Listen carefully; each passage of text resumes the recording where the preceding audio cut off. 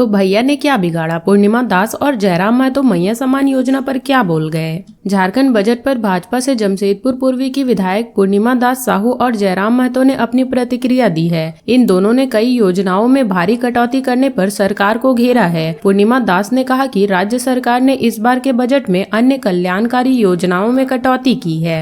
वह मैया को खुश करने का प्रयास किया है, लेकिन भैया ने क्या बिगाड़ा है, क्योंकि उनकी बदौलत ही हम महिला शक्ति खड़ी होती हैं। जमशेदपुर पूर्वी से विधायक पूर्णिमा दास ने कहा कि सरकार ने बजट में जो घोषणाएं की हैं वह कितना धरातल पर उतारा जाता है ये देखने की बात है। पिछले वादे सरकार ने अब तक पूरे नहीं किए। इसमें 5 लाख युवा को रोजगार, बेरोजगारी भत्ता, 450 रुपए में सिलेंडर देने की बात कही गई थी। इसके अलावा अन्य ऐसे कई मुद्दे हैं जिसे सरकार ने पूरा नहीं किया है। विधायक जयराम महतो ने कहा कि भैया भी घर चलाते हैं, उनको बेरोजगारी भत्ता नहीं मिल रहा है तो कम से कम सरकार 5,000 रुपए प्रति माह दे। भैया भी मानसिक प्रताड़ना झेल रहे हैं, वे हताश हैं। वर्षों तक संघर्ष करने के बाद उन्हें रोजगार और नौकरी नहीं मिल पा रही है। राज्य में पलायन हो रहा है। उक्त बातें उन्होंने मंगलवार को विधानसभा परिसर में पत्रकारों से कही। जयराम महतो ने कहा कि इस वर्ष नियुक्तियों का वर्ष नहीं होगा, क्योंकि सरकार ने स्थापना मद से राशि की बढ़ोतरी नहीं हुई है। हेमंत सोरेन की सौगात पर सरकारी नौकरी वाली भी डाल रही हैं डाका। 42,000 से अधिक निकली फर्जी। झारखंड मुख्यमंत्री मैया सम्मान योजना में बड़ी गड़बड़ी का खुलासा हुआ है। जिला प्रशासन द्वारा की गई जांच में पाया गया कि कई संपन्न और नौकरी पेशा लाभुक भी इस योजना का लाभ उठा रहे हैं। शिक्षकों, पुलिस कर्मियों, पेंशनधारियों, आंगनबाड़ी सेविका, सहायिका और संविदा कर्मियों ने भी योजना का अनुचित लाभ उठाया है। लातेहार जिले में कुल 1.48 लाख लाभुकों का चयन किया गया था। जाँच के बाद 42,432 लाभुकों को आयोग ठहराकर सूची से हटा दिया गया है। जिले के 11 प्रखंडों में बालूमाथ में सबसे अधिक 7,078 फर्जी लाभुक मिली हैं। जिला प्रशासन ने स्पष्ट किया है कि इस गड़बड़ी में शामिल लोगों पर उचित कार्रवाई की जाएगी। भविष्य में इस तरह की धांधली न हो, इसके लिए जांच प्रक्रिया को और कड़ा किया जाएगा। लातेहार जिला प्रशासन ने जानकारी दी कि मुख्यमंत्री मैया सम्मान योजना के लिए 122 करोड़ रुपए की राशि उपलब्ध है। सभी लाभुकों के खातों में जल्द ही राशि भेजने की प्रक्रिया पूरी की जाएगी। CM Hemant Soren 49 training officers को देंगे सरकारी नौकरी का तोहफा, सौंपेंगे नियुक्ति पत्र। झारखंड के मुख्यमंत्री हेमंत सोरेन बुधवार को नवचयनित प्रशिक्षण पदाधिकारियों को नियुक्ति पत्र सौंपेंगे। श्रम नियोजन एवं प्रशिक्षण विभाग की ओर से हाल ही में इन प्रशिक्षण पदाधिकारियों की नियुक्ति की गई है। कुछ प्रशिक्षण पदाधिकारियों को पहले ही नियुक्ति पत्र मिल गया है। 49 प्रशिक्षण पदाधिकारियों को अब नियुक्ति पत्र सौंपा जाएगा। नियुक्ति पत्र वितरण समारोह दिन के 11 बजे रांची के प्रोजेक्ट भवन सभागार में आयोजित किया जाएगा। विधि व्यवस्था बनाए रखने के लिए गृह विभाग द्वारा रांची समेत 8 जिलों को 2.98 करोड़ रुपए आवंटित किए गए हैं। इसमें रांची जिला को 1.50 करोड़, खूंटी जिला को 70 लाख, हजारीबाग को 25 लाख, गोड्डा को 9 लाख, लातेहार को 5 लाख, लोहरदगा को 4, पलामू को 10 व कोडरमा को 25 लाख रुपए आवंटित किए गए हैं। पूर्व में भी इन 8 जिलों को विधि व्यवस्था बनाए रखने के लिए 12 करोड़ रुपए आवंटित किए गए थे। इस राशि में सेमिनार, समारोह या कार्यशाला के आयोजन का खर्च समाहित है। इनके आयोजन के बाद बिल जमा करने पर डीसी द्वारा भुगतान किया जाएगा।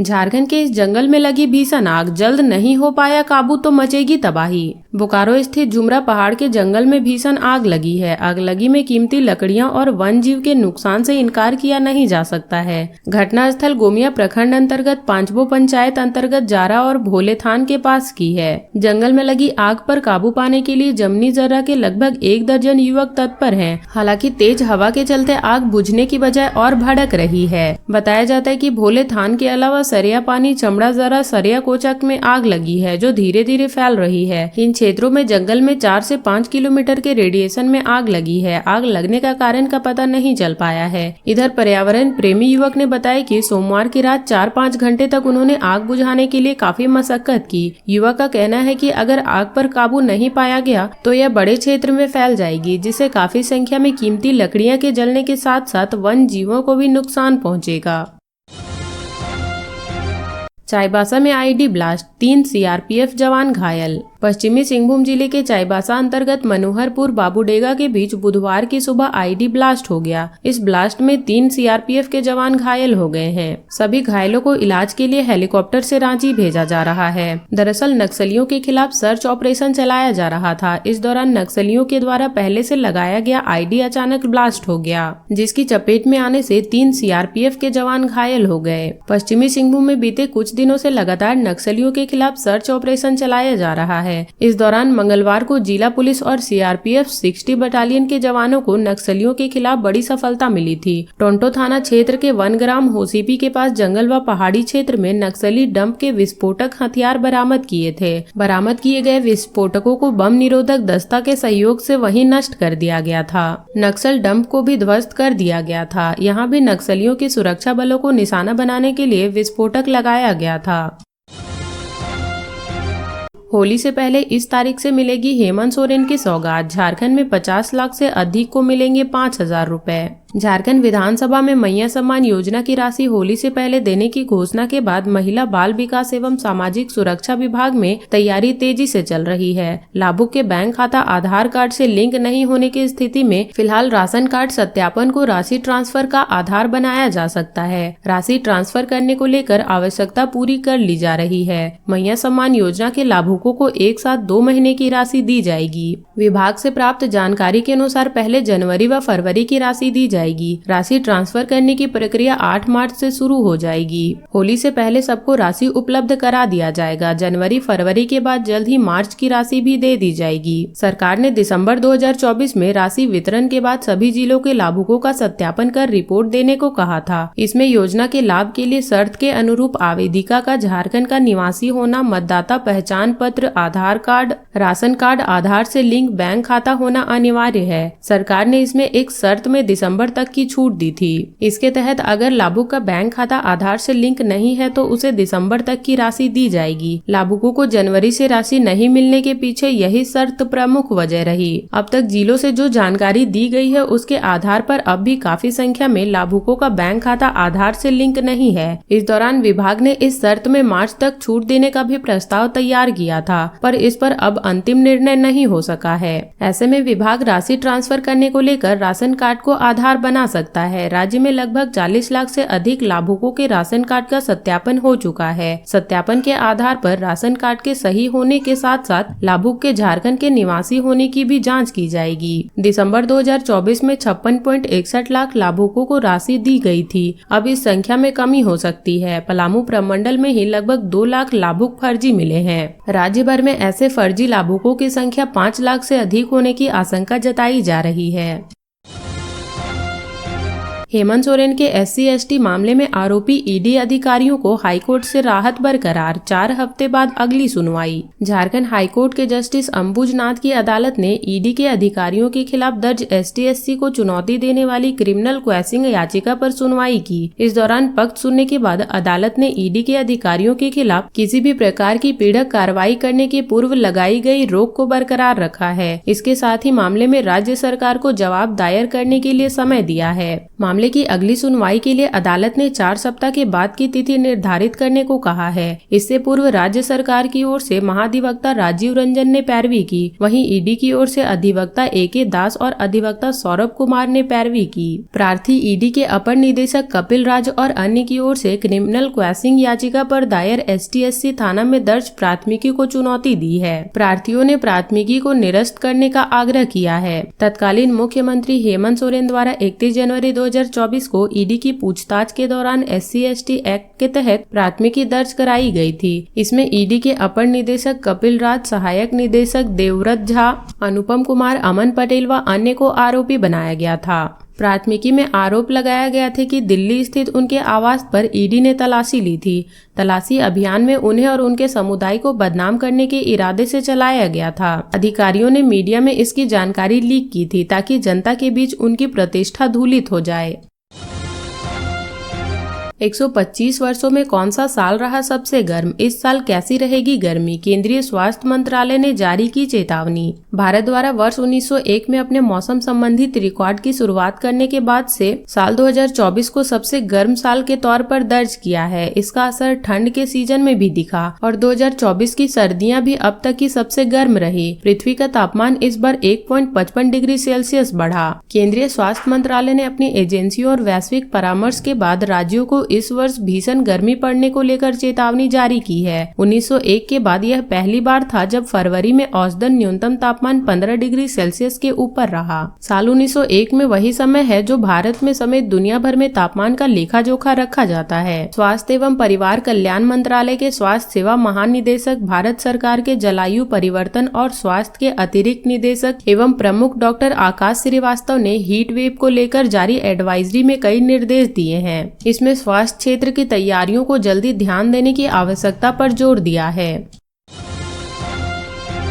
झारखंड का अनोखा गांव जहां हर घर की दीवार पर दिखती है सोहराई पेंटिंग। झारखंड के रांची जिले के तमाड़ प्रखंड का चिरुडी गांव कला का संकेत दे रहा है। इस गांव के सभी घरों की दीवारें सोहराई पेंटिंग से पटी है। इसका पूरा श्रेय जाता है छात्र मनीष महतो को। उनकी पहल से न सिर्फ इस गाँव की अगली पहचान बनी है बल्कि प्रशिक्षण लेकर महिलाएं भी आत्मनिर्भर बन रही है। श्रीनाथ यूनिवर्सिटी से फाइनल आर्ट की पढ़ाई कर रहे 24 वर्षीय मनीष महतो सोहराई पेंटिंग का प्रशिक्षण देकर गांव की महिलाओं को आत्मनिर्भर बनाने का प्रयास कर रहे हैं। वे कहते हैं कि उन्होंने जीवन में काफी संघर्ष किया है, इसलिए अपने आसपास की महिलाओं को सोहराई पेंटिंग सिखाकर उन्हें हुनरमंद बनाना चाहते हैं। अपना हुनर निखार कर महिलाएं आत्मनिर्भर बनेंगी, इस दिशा में वे प्रयासरत हैं। सोहराई पेंटिंग का प्रशिक्षण देने की शुरुआत उन्होंने 21 अप्रैल 2024 से की है। उनके प्रयास से कई महिलाएं ये हुनर सीख चुकी हैं और अपनी पहचान बना रही हैं। मनीष महतो ने अपने घर में मिट्टी की दीवार पर सोहराई पेंटिंग बनाई। इसे देखने के लिए गांव में लोगों की भीड़ उमड़ गई। इसके बाद उन्होंने गांव की बच्चियों और महिलाओं से सोहराई पेंटिंग का प्रशिक्षण देने की बात कही। सभी ने सोहराई कला का प्रशिक्षण लेने की रुचि दिखाई। इसके बाद मनीष ने सभी को निःशुल्क प्रशिक्षण दिया।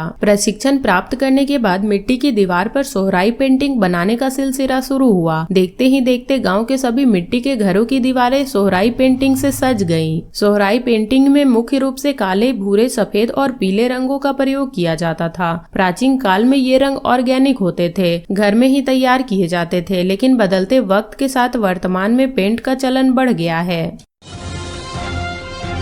पश्चिमी विक्षोभ से झारखंड में बदलेगा मौसम, आकाश में छाए रहेंगे बादल। मार्च में कब पड़ी थी भीषण गर्मी? झारखंड में 1-2 दिनों में अधिकतम तापमान में गिरावट आ सकती है। यह गिरावट 3 से 4 डिग्री सेल्सियस तक की हो सकती है। मौसम विभाग द्वारा जारी पूर्वानुमान के अनुसार दिन में आसमान साफ रहेगा और मौसम शुष्क रहेगा। पश्चिमी विक्षोभ के कारण कुछ दिनों के अंतराल में मौसम में परिवर्तन संभव है। इस स्थिति में 9 और 10 मार्च को आकाश में बादल छाए रहने का संभावना है। पूर्वानुमान के अनुसार झारखंड में अप्रैल मई में इस वर्ष भीषण गर्मी पड़ने की आशंका व्यक्त की गई है। गर्मी का असर मध्य मार्च से ही दिखने लगेगा। झारखंड में मंगलवार को सबसे अधिक तापमान सरायकेला का रहा, जहां अधिकतम तापमान 27.4 डिग्री सेल्सियस रिकॉर्ड किया गया। इसी प्रकार राजधानी रांची का अधिकतम तापमान 30.5 डिग्री सेल्सियस रिकॉर्ड किया गया, जो सामान्य डिग्री तथा पिछले 24 घंटे में 0.4 डिग्री सेल्सियस अधिक है। जबकि राजधानी रांची का न्यूनतम तापमान 15.2 डिग्री सेल्सियस रहा, जो सामान्य से 0.2 डिग्री सेल्सियस अधिक रहा। जबकि पिछले 24 घंटे में 3.7 डिग्री सेल्सियस की कमी दर्ज की गई। झारखंड में फिलहाल बारिश की कोई संभावना नहीं है। राज्य में सबसे कम तापमान चतरा में 11.8 डिग्री सेल्सियस रहा। मौसम विभाग के आंकड़ों पर गौर करें तो वर्ष 2017 में मार्च माह में रांची का अधिकतम तापमान 43.2 डिग्री सेल्सियस तक पहुँच गया था। वर्ष 2012 में 26 मार्च को सबसे अधिक तापमान 42 डिग्री, वर्ष 2013 में 10 मार्च को 41.5 डिग्री, वर्ष 2014 में 23 मार्च को 39.9 डिग्री, वर्ष 2015 में 25 मार्च को 41.7 डिग्री, वर्ष 2016 में 23 मार्च को 41.6 डिग्री, वर्ष 2017 में 15 मार्च को 43.2 डिग्री, वर्ष 2018 में 7 व 8 मार्च को 40.5 डिग्री, वर्ष 2019 में 9 मार्च को 41.8 डिग्री, वर्ष 2020 में 24 मार्च को 40.8 डिग्री, वर्ष 2021 में 1 मार्च को 47.8 डिग्री सेल्सियस रिकॉर्ड किया गया था।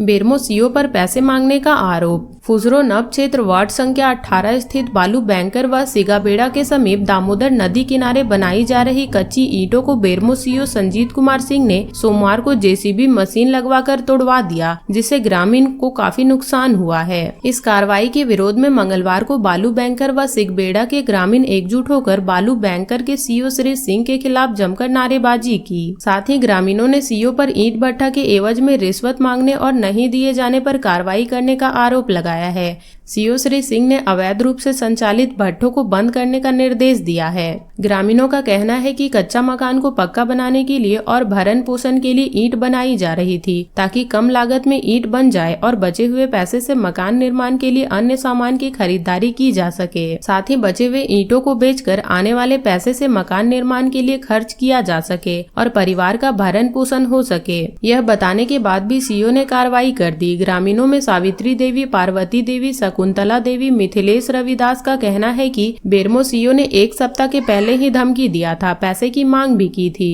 नहीं देने पर ईंट भट्ठा बंद कराने को कहा था।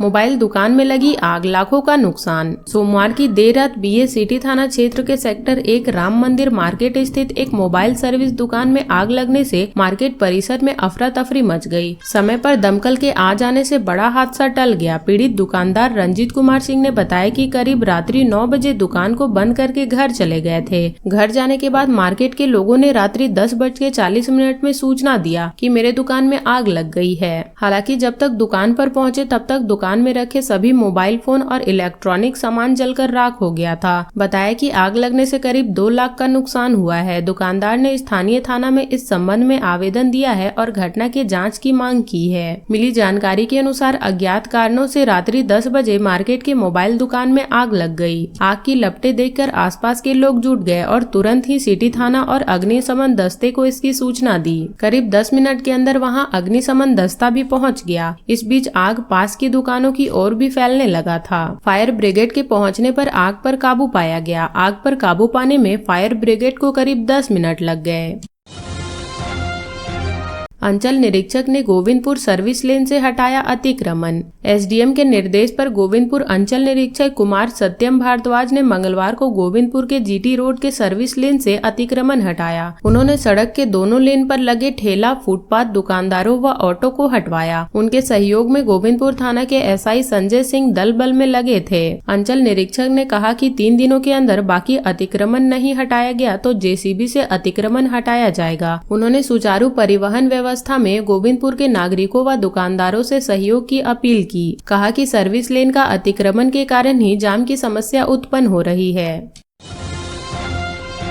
चेन स्नेचर गिरोह को पकड़ने के लिए पुलिस ने बिछाया जाल। बिहार के कटिहार जिला के कोंडा गैंग की सक्रियता धनबाद जिला में बढ़ गई है। गैंग आए दिन कहीं न कहीं घटनाओं को अंजाम दे रहा है। अब तक 1 दर्जन से ज्यादा महिलाओं के चेन छीन चुके हैं। घटना के बाद पुलिस को कई सीसीटीवी फुटेज हाथ लगी है, लेकिन अब तक अपराधियों को नहीं पकड़ा जा सका है। ऐसे में धनबाद पुलिस ने चेन स्नेचरों को पकड़ने के लिए अलग रणनीति बनाई है। पुलिस अधिकारियों ने बताया कि कोंडा गैंग के अपराधियों को पकड़ने के लिए एक स्पेशल टीम बिहार के कटिहार भेजा गया है। वह टीम सीसीटीवी फुटेज के आधार पर वहां के अपराधियों की शिनाख्त करेगी। शिनाख्त होने के बाद उन अपराधियों को पकड़ा जाएगा। वहीं धनबाद पुलिस ने पूर्व में ही कोड़ा गैंग के जिन अपराधियों को जेल भेजा था उन्हें भी तलाश कर रही है। पुलिस अधिकारियों ने बताया कि अभी हाल ही की घटनाओं के बाद पुलिस खासकर धनबाद शहर के सभी मोहल्लों और कॉलोनियों के लोगों से संपर्क कर रही है। पता लगा रही है कि हाल ही के दिनों में किसी बाहरी व्यक्ति के किराए पर मकान या फ्लैट दिया गया है या नहीं।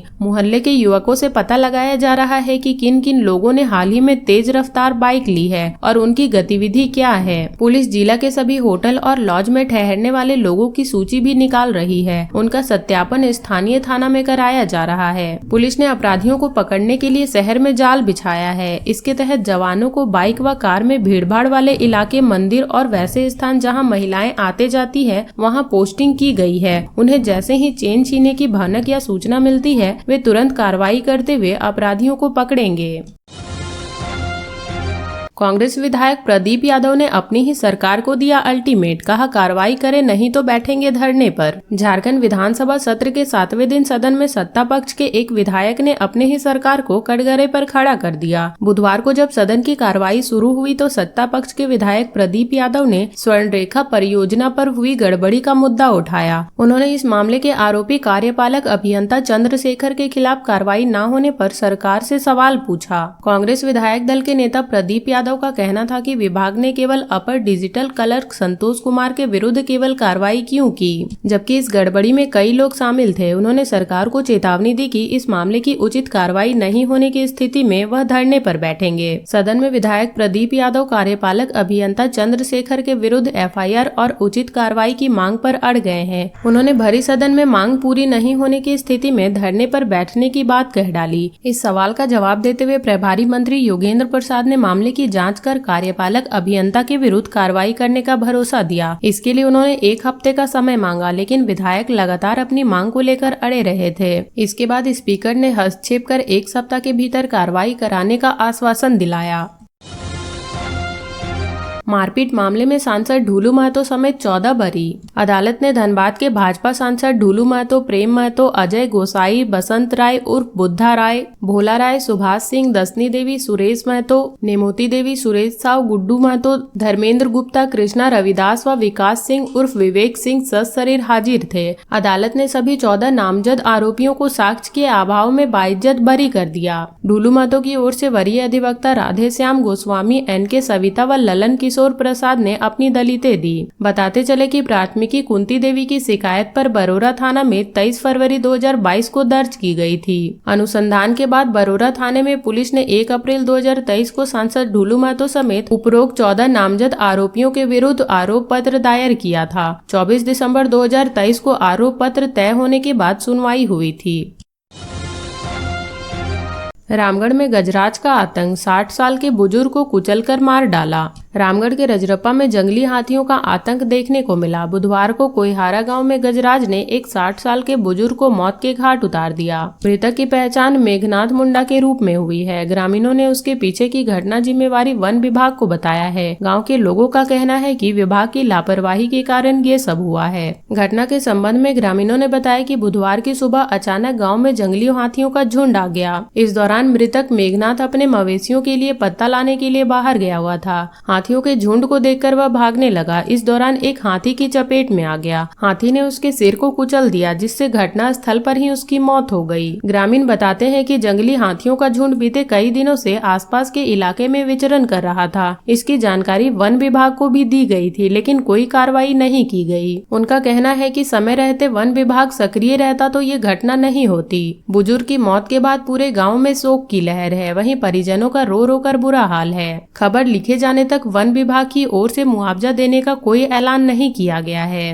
तो ये थी झारखंड की अब तक की बड़ी खबरें। ऐसे ही झारखंड की खबरों से अपडेट रहने के लिए हमारे चैनल झारखंड न्यूज नेटवर्क को सब्सक्राइब कर लें और बेल आइकन को प्रेस कर लें, ताकि हमारी हर वीडियो का अपडेट आप तक पहुंच सके।